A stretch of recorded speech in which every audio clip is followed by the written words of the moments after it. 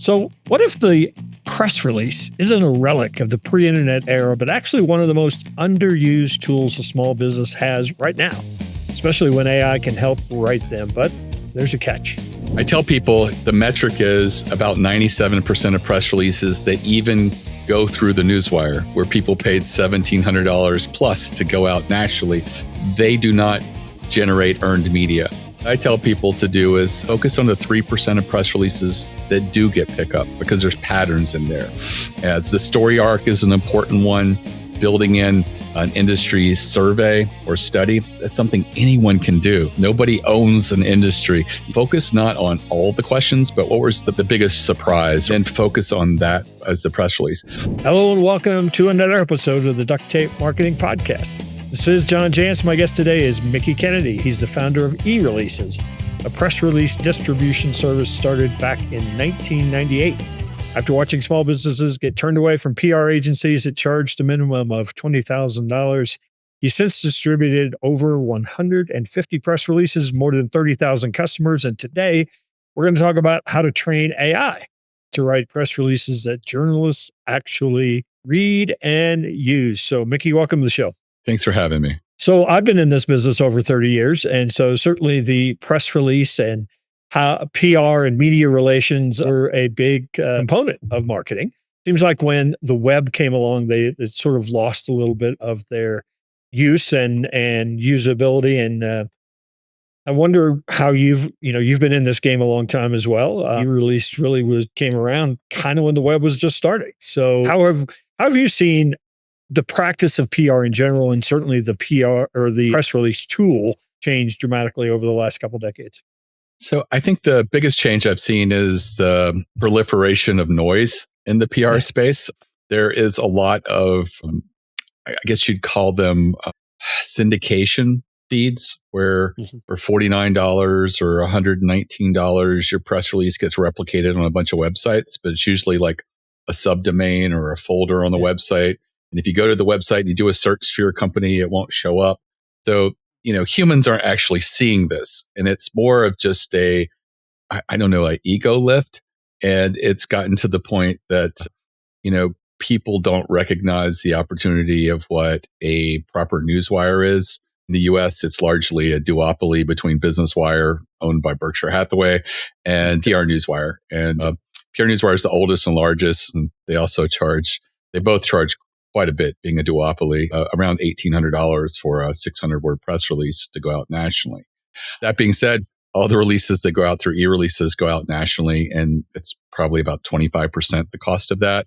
The caveat is you have to be a small business or entrepreneur. Basically, the type of customer that PR Newswire's sales team has no interest in pursuing, and that's sort of what I act as a co-op for small businesses and entrepreneurs. And we move about right now we're moving about 10,000 press releases a year. Altogether, we've worked with over 30, I think right now around 33,000 clients that we've helped. And so we're moving a lot of volume. And as a result, we're really helping people. But, there are people who have used the other services, then they'll do a press release with us and they'll actually say, we had less impact with you. And I'm like, well, I see you got no earned media, and you got no earned media with them. They're like, oh no, we got picked up by 200 links. And I'm like, where? And they're just the syndication links. And I'm like, nobody wrote an article about you. These are all the press release replicated on a bunch of syndication websites. And they, it's just hard I find education has become the thing now where we try to get people to understand the opportunity. Well, let's talk about that, because it in the old days, certainly the press release was a vehicle to get media coverage. Even if you were just trying to get it in your town. Then when the web came along, it actually became as much or more of an SEO play than people a PR trying to play, game right? that. And because unfortunately in the early days, those links buried 10 rows deep were getting picked up by the search engines. Even though no people really saw them, they were getting indexed. And so they did actually have some value in that regard. But certainly the search engines now are onto the game, and that those days are certainly over. So talk a little bit about this idea of earned media versus owned media, because I think we're actually back in a window of time when earned media is probably going to become more important than it maybe ever was, or certainly more so than it's been in the last couple decades. Right. I think with AI, people are looking for stuff, and AI is leaning on, credible sources. And believe me when I tell you, it's not this subdomain on a website that no one knows. It's, if you're in the waste management space and you've been picked up in Waste News, which is the industry standard publication, and they've written about you doing something exciting, the AI as well as the search engines are going to know that that's a very relevant publication. And as a result, you're going to stand out. And, that let's just take that one as an example. I mentioned it because I had a client who did a press release about them where they build facilities, municipalities, and it's everything nuts and bolts from waste as well as recycling. And, a city orders it and there's nothing else. They handle everything. They work with the contractors and they build out a complete facility, and there's nobody really doing that. And so they sent that press release out. They got one article in Waste News magazine. It's like the perfect magazine, but it was just one article. Mm-hmm. They were contacted by a city in Australia, and within 6 months, they were under contract to build 2 facilities in Australia. And it was, I think, over $30 or $40 million from one article. And so, they'll continue to get leads and recognition for that. And that's what happens with earned media. I tell you, you appearing on a website that no one's looking at, nothing is ever going to happen. But when a journalist writes an article about you, it's like an implied endorsement. It's someone has transformed the press release into a written article. During the pandemic, we helped an initiative called the Dining Bond Initiative to help restaurants that were closed during the pandemic. It was sort of like a volunteer effort. And if they, you nominated a favorite local restaurant, if they were able to contact them, you could give money that went directly to them, backed by a dining bond, sort of like a gift certificate scenario. And it raised over $10 million in revenue. It got picked up in over 100 places. It got, you name it, Wall Street Journal picked it up, New York Times, lots of food publications. And I saw over 80 daily newspapers who picked it up. And so it did extremely well. And again, that would never happen on these syndication sites. These were all individual articles that 100%. People wrote about. And I think that, what people are missing is, what's the magic sauce and its strategy. In this case, it was a lot of unknown. We were sent home 2 weeks to flatten the curve, and there was an uncertainty. And here was something that was potentially positive news, but it was also actionable.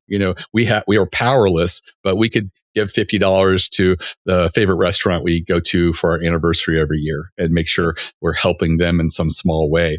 And I think that's, I think that brings up a really good point, because a lot of times when people think about promoting something, it's like, here's my new product, press release. And, that's not very interesting, but it's interesting to that person, but maybe nobody else. So how do you find those? The pandemic was kind of an interesting opportunity, but in the real world, every day of small business, how do you find that thing that nobody's covering, or that's really unique inside your industry, instead of just self-promotion?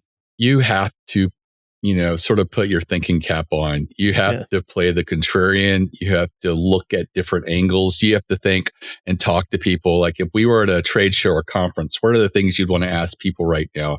Have you noticed that this is happening with your company, or is it just mine? Yeah. Those are the things that are ripe for bringing out, because often these are industry blind spots that the industry is not reporting on yet, but you've noticed this trend, and now you're looking for verification from someone else. And if you can get that verification, they're like, yeah, I'm seeing that too.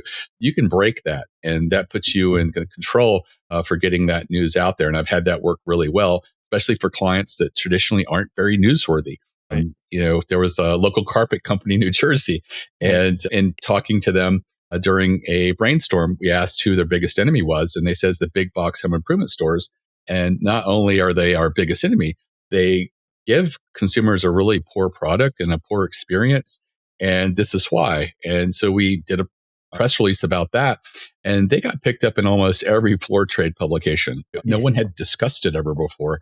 And yet it was something that really excited everybody. And we continued to milk that cow for a few more weeks, talking about different ways of which this company, targets and markets against the big box home improvement stores, and brings home the value of why having seasoned people install your carpet rather than Home Depot going down a list of saying, here's the list of people who have a certification for home improvement license in our state. And that's the only qualification that Home Depot and Lowe's uses. Yeah, that's really that's a pretty good, like if people are looking for a hook, like find an enemy, right, in the industry, like find a bad guy to kind of rail against. That's a pretty proven practice, isn't it? And also, I think putting the spotlight on a customer. You talk about a new product or service, you get greedy and you want to put the spotlight on you, but often you're not the most interesting story. But if you had someone who beta tested your product or software and they had an amazing outcome, sometimes putting the spotlight on them and saying, we have this new product or service. Here's a company that used it. 3 years in, they lost money every year. Looks like they're going to be one of the casualties of these companies that fail in the first 5 years of business. And by using our software solution to write better invoices that are more profitable, they're now projected to have their first profit ever. And then you have a quote by them, and it's like, that shows the stakes. And it makes it so much more intriguing and interesting for an audience. And a journalist is, at the end of the day, doesn't care about whether this is going to make a strong article for you, but is it going to make an intriguing and interesting article that their audience is going to want to listen to or read? And that's the biggest metric. Sometimes I say you have to take what you want, and that's the pill. And sometimes you got to put it in cheese to get the journalist to swallow it. And what is that magic thing that you're going to do? And sometimes putting the spotlight on others, it's really just creating a compelling story arc, because naturally journalists like to write in a story arc. It's something that we learn from children onward, and having a product or service with a list of features doesn't yield much of a story. So what are the things that you can do to make the stakes higher and to put more of that story arc in there? So another sort of casualty of PR practice was the fact that we could hit a button and send out 20 million. I get pitches every single day. I'm like, who on the planet thought this was relevant to my audience? And so how do you kind of balance that? I mean, in a perfect world, I wrote this press release for you, journalist, in this publication in this city. I mean, how do you balance that with the fact that, you're probably going to need to send a few out to get a hit? Yeah. So I think that it's one of the cases where going over a newswire now is more important than ever. And it sucks that it's in a duopoly environment because it's expensive. That being said, the newswire is very clean. And so if you go into your login on PR Newswire, you have an industry feed that you've signed up for, and you can actually tailor it to exclude, press releases with certain keywords, make sure that you capture and pin certain press releases that mention certain keywords that are really important to you.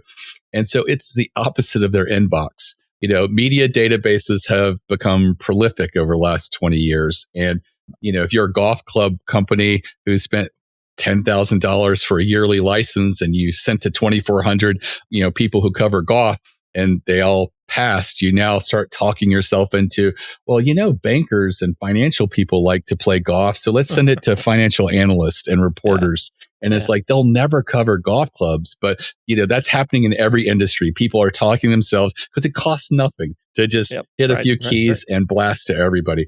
And so I find that with everybody, but perhaps local media, email has become a really difficult way to reach journalists. And I think that the newswire is a better way to reach them. You just have to make sure that, when you're spending money to go over a newswire, even if it's a reduced price with us, that you're really playing with something that's strategic, and you're not doing a press release that's like, hey, we hired Judy as the new HR associate or something like that. It's a meaningful press release. And so I tell people to really, put a little bit of effort into the strategy behind the press release, look for ways in which you can make a compelling story and help develop a story arc, because almost anything that people do, you can sort of play with it and elevate it and try to create nuances that brings out more of a story element.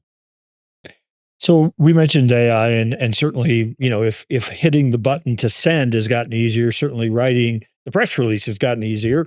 In theory, you can, do one prompt and tell it what your product is and what your company name is, and voila, it'll put it in a press release format even for you. How do you actually use the AI tools to write better press releases, ones that are going to get picked up? I mean, what does that look like in practice?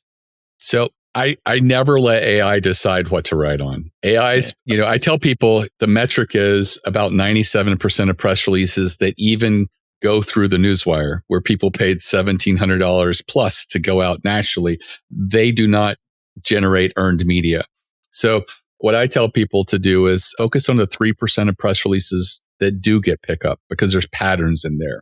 As the story arc is an important one, building in an industry survey or study, that's something anyone can do. Nobody owns an industry. You can do the legwork, get a survey in your industry, partner with a small or independent trade association, not the big one. They'll often, because it's a smaller independent one, they don't get a lot of love from the media. So they see it as a win-win themselves. And say more than 2/3 of the time, they will cooperate with you to send that out to their members. And, focus not on all the questions, but what was the biggest surprise or of that survey that you did, and then focus on that as the press release. I then ask AI, hey, I've got this idea for a press release. Here's me. Here's my company. Do not write the press release. Give me the structure of what you feel would be the perfect press release on this subject. It'll probably write the press release anyways. And I go, okay, I see you wrote the press release. Now give me just the structure. And then finally it gives me the structure. And I say, okay, give me 8 headline options for this press release. And then if I find one that I really like, I'll get it.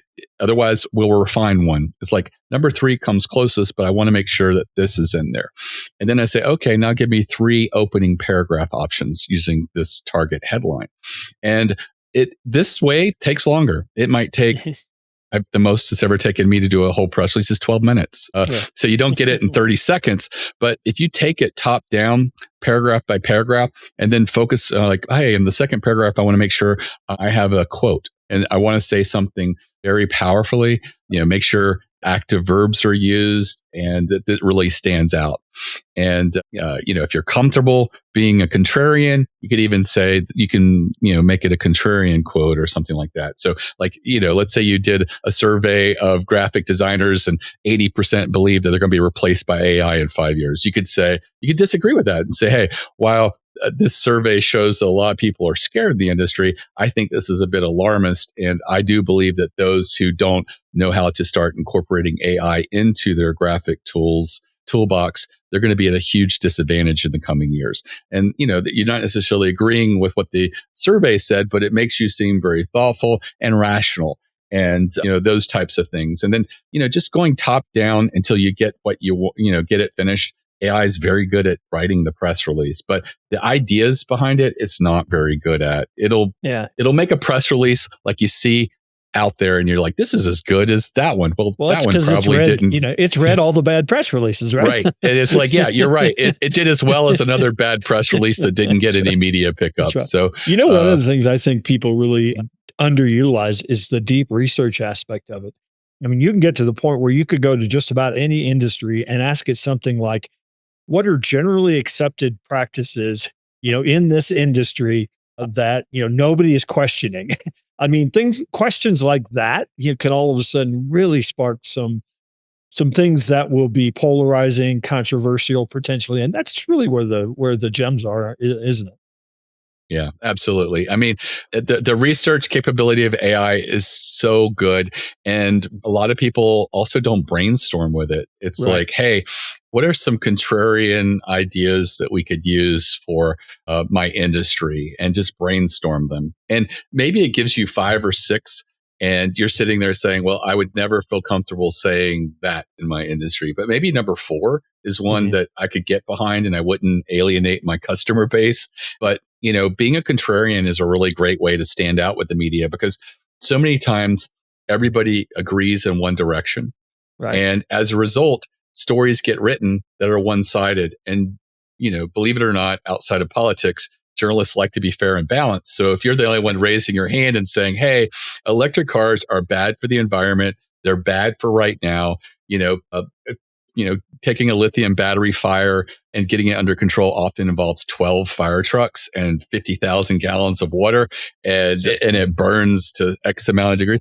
Plus, we don't know what we're going to do with these batteries at the end of their life. Maybe we could hit pause for a few years until we figure some things out before we embrace electric cars so strongly. And that way, you stand the likelihood of every time they discuss this subject, you get plugged in as that rational contrarian viewpoint. And that's a much easier place because less people are competing for that spot. Yes. Awesome. Well, Mickie, I appreciate you taking a few moments to stop by the Duct Tape Marketing Podcast. Where would you invite people to learn more about e-releases and connect with you?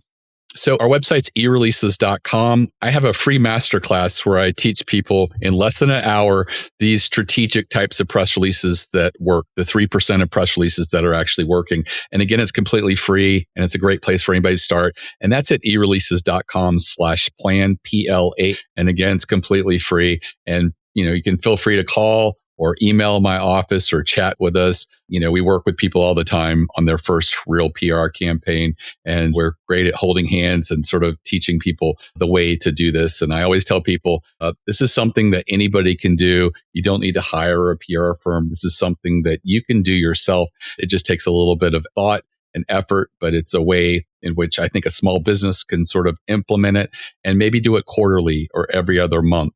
Find a cadence that works for you. Yeah, awesome. Well, again, I appreciate you taking a few moments. Maybe we'll run into you one of these days out there on the road. Sounds good. Thank you.